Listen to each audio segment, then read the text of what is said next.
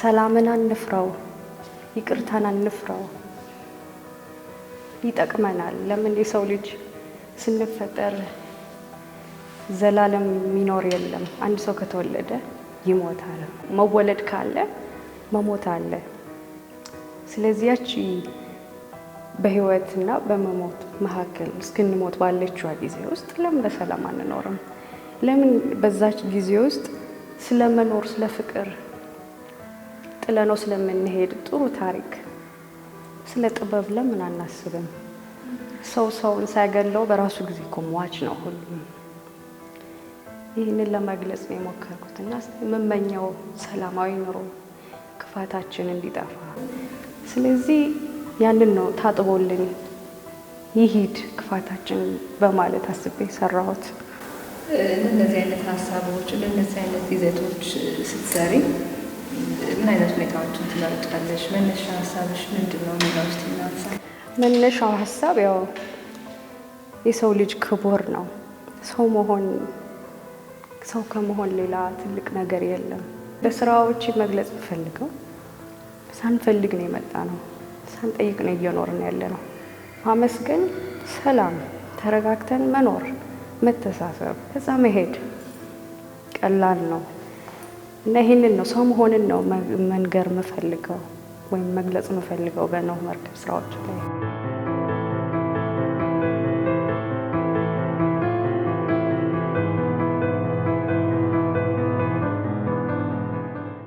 በአሁኑ ሰዓት ሰዓሊ፣ ቀራጺ፣ ዲዛይነር እንዲሁም አንዳንዴ ጥሩ ሀሳብ በጽሁፍ ቢገለጽ ጥሩ ነው ብዬ ማስበውን ደግሞ ትንሽ ጽሁፍ መሞክር ነኝ።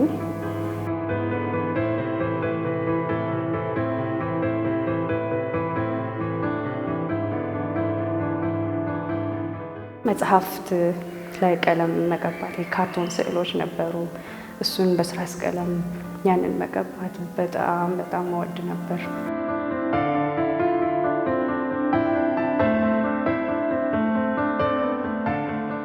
ያንን ስሜቴን ግን ትምህርት ቤት ገብቼ በዛው ሳዳብር ያገኘሁት የውስጥ እርካታ ነው እንድቀጥል ያደረገኝ። በተፈሪ መኮንን የስነ ጥበብ ኮሌጅ ውስጥ ፋይን አርት ውስጥ በዛ ውስጥ ለ3 ዓመት ተማርኩ። ስለዚህ ትምህርት ቤቴ ብዙ አይነት ያሳሳል ቴክኒክ ሀሳብ እንዴት መግለጽ እንደምችል እሱ ትምህርት ቤት ሰጥቶኛል።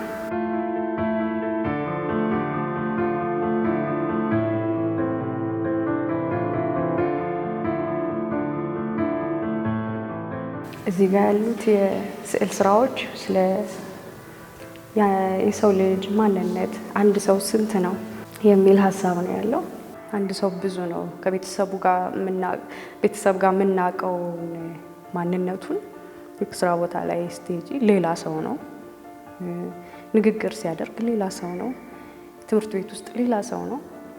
ከጓደኞቹ ጋር ጭራሽ ሌላ ሰው ነው እና ያንን አንድ ሰው ብዙ ነው በሚል ከነበረኝ የማየው የሰውን ማንነት ነው።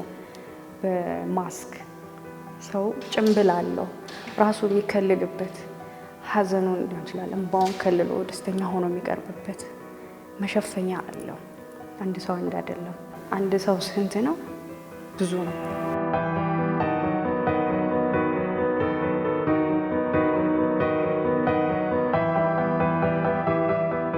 ለምሳሌ ይሄኛው ድመቶች ጓደኛ ማቾች መጫወት፣ ያው ጓደኛ ማቾችን በሰው ሳይሆን በእንስሳ በድመት እሱን ለመግለጽ ነው የሞከርኩት።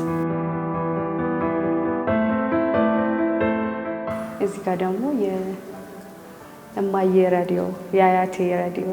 አያቴ በጣም ራዲዮ ትወዳለች። ምንም ሰዓትም ሲደርስ ማታም ሲሆን ጠዋትም ሲሆን በሬዲዮ ነው ሰዓቱ የምትቆጣጠረው። ሳም እንዲቀርብ ከፈለገች ወይ መተኛትም ካለባት ሬዲዮዋ ነው የእሷ ሰዓቷ እና የእማዬ ራዲዮ ብዬ የሰራሁት አያቴ ነው።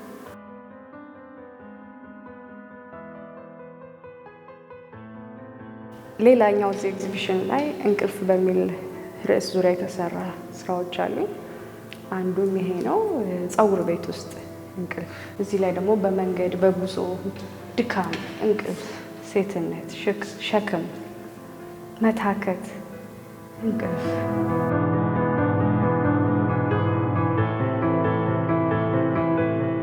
ሌላኛው ዲሽ የምጠቀመው ስራዎቼ ላይ ምን ያህል ማህበረሰባችን በየትኛውም የኑሮ ደረጃ ውስጥ ቢሆን ሚዲያ ምን ያህል ተከታታይ እንደሆነ ለመግለጽ ነው። አንዱም ልብስ፣ መጠለያ እና ምግብ ዋና መሰረታዊ እንደምንለው፣ አሁን ደግሞ አንዱ ዲሽ ነው ወይም ሚዲያ የሰው ልጅ ለመኖር መሰረታዊ ነገር አስቤ የሰራሁት ነው። ይሄኛው ትዝብቴን ነው የምሰራው። እንደ ስዕል አነጋጋሪ፣ ሀሳብ አስነሺ፣ የሚያወያይ እንጂ ቆንጆ ሆኖ በቃ ያምራል ብለን የምናልፈውን ሳይሆን ሁሌ ሀሳብ ያለውን የሚያነጋግረውን እመርጣለሁ።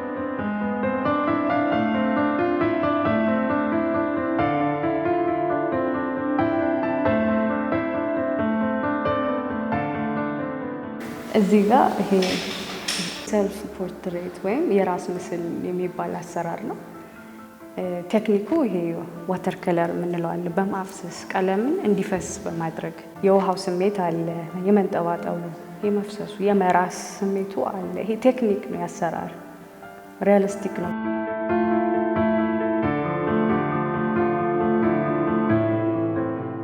ይሄኛው ስራ ስለ ደራሲ በዓሉ ግርማ መታሰቢያ እንዲሆንልኝ ነው። ይሄኛው ስራዬ ጋር ስንመጣ ደን ውስጥ ወይም አንድ ዛፍ አካባቢ ላይ ያሉ ወፎች ቀለማቸው የተለያየ፣ ድምጻቸው የተለያየ፣ ዝማሬያቸው የተለያየ፣ ሳይዳቸው የገቡበት የቆሙበት ሁሉ ነገር የተለያየ፣ ግን እንዴት እንደሚያምሩ እንዴት ውበታቸው፣ ጉርብትናቸው ውበታቸው፣ ልዩነታቸው ነው ውበታቸው። ወይ አንድ አይነት ቢሆን ይሰለቻል፣ ሪትሙ ይሰለቻል። ስለዚህ ያው የሰው ልጆችን ምሳሌ ለማድረግ ነው በወፎች የሰራሁት፣ እንዴት እንደሚያምሩ ውበት እንደሆናቸው ልዩነቱ።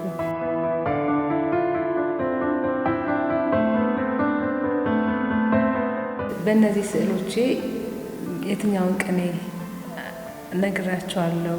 የትኛውን ማለት የፈለኩትን ሀሳብ አግኝተውታል ብለሽ ታስቢያለሽ? ስዕላዊ ቅኔ የተባለበት ዋናው ሀሳቡ ስዕሎቹ የተሰሩበት ጊዜ፣ ቴክኒክ ይለያያል። ሀሳቡ በጠቅላላ ይለያያል። ብዙ ነው፣ ከ5 በላይ ርዕስ አለ። በብዛት ስሰራ እኔ ደግሞ ስዕሎቼን ከዛም በላይ ነው ስቱዲዮን ውስጥ ያለው። ከፈጣሪ ቀጥሎ የሰው ልጅ ፈጣሪ ነው። ፈጣሪ ውሃን፣ አፈር፣ ሰማይን፣ ፀሐይን፣ ጨረቃን፣ ዛፍን፣ ሰውን፣ እንስሳን ሰራ። ነፃ ነው፣ ያስደስተው ነው የሚሰራው። ሀሳብ ብቻ ይምጣለት እንጂ። ከዛ ውስጥ ማስተርፒስ የሆነውን አዳምን ወደደ፣ አዳም አስደሰተው። ልክ እኔም እሰራለሁ በነፃነት፣ ብዙ ነው የምሰራው። ስለዚህ እኔም ከፈጣሪ ቀጥሎ ፈጣሪ ነኝ። ስራዎቼን በደንብ እጠበባለሁ፣ ፈጥራለሁ። መጨረሻ የለውም። ለምን? ስዕል ሂደት ነው፣ ፕሮሰስ ነው። መጨረሻ ላይ የምደርስበትን ይኸው እንደዚህ ኤግዚቢሽን አወጣዋለሁ፣ ማስተርፒስ። ከዛም ውስጥ እናወጣለን። እንደዛ ነው። ለዛ ነው ስዕላዊ ቅኔ ያልነው፣ ብዙ ስለሆነ ብዙ አይነት መንገድ፣ በብዙ አይነት መንገድ ስለምገልጽ።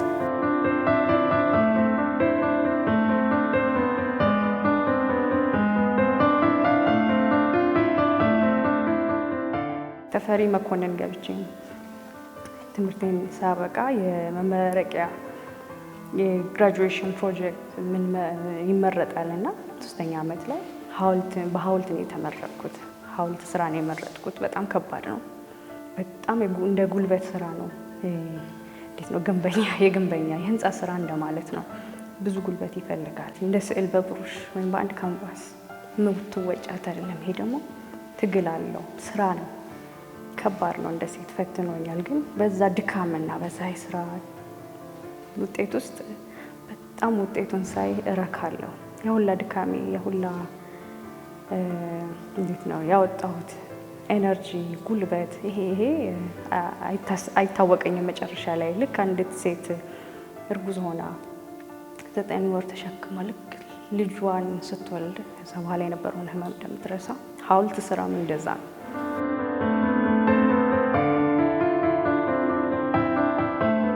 አንዱ ሀሳቤ ቅዳሜ የሚል ነው።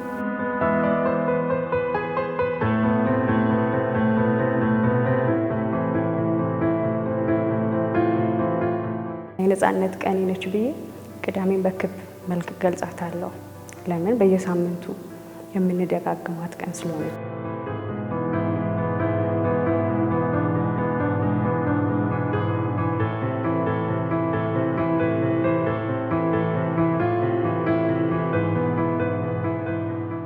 ስዕል ለመጎብኘት መጥቼ ነው ያገኛችሁኝ። የሚሊዮን ብርሃኔ ስዕል በጣም ለኔ በጣም ደስ ብሎኛል። በተለይ ደግሞ ስለ ኖህ መርከብ የሰራችሁ ስራ እጅግ በጣም ደስ የሚል ነው። የአሁኑንም ሁኔታ ይገልጻል ብዬ ነው ማስበው።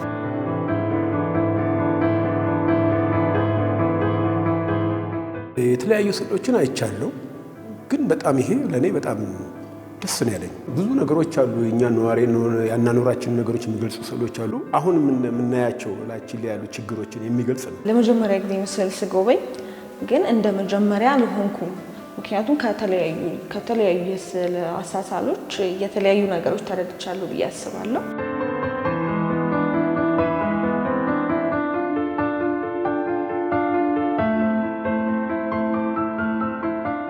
እንደዚህ አይነት የአርት ኤግዚቢሽን መዘጋጀቱ በጣም ደስ ብሎኛል። ለምን አንድ ልጆቻችንም ገብተው አይተው ወደፊት ውስጣቸውም ያለ ነገር ሊወጣ ይችላል ብዬ አምናለሁ። ጥሩ ነው። ለሰዓሊዎቹም እንዲህ መልካም ቦታ ላይ ትምህርት ቤት ላይ መሆኑ ለነሱም ያበረታታ ነው። ስዕሎቹም በጣም ጥሩ መልእክት ያላቸው ናቸው። የባህላችንን የያዙ ፊደላችንን የያዙ በተለያኛው በአሁኑ ጊዜ ፍቅር ምንም እየጠፋ ስለሆነ መልእክቱም ከለሩም ሁሉ ነገሩ ሰላም ያለው ነው። በጣም ወድጄዋለሁ።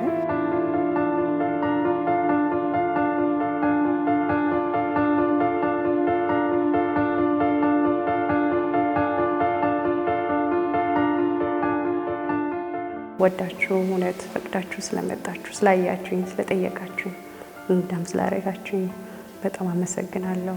መንገደኛው ጋዜጠኛ ፕሮግራም በጣም አመሰግናለሁ። እዚህ የጣሊያን የባህል ማዕከል ውስጥ የተዘጋጀው ስዕላዊ ቅኔ የተሰኘው የስዕል ኤግዚቢሽን ነበር በፕሮግራማችን ወደ እናንተ ለማድረስ የሞከርነው። በያላችሁበት ሆናችሁ ቆይታችሁ ከኛ ጋር ስላደረጋችሁ ከልብ እናመሰግናለን። ሳምንት በሌላ ርዕሰ ጉዳይ በሌላ ዝግጅት እንገናኛለን። መልካም ሳምንት።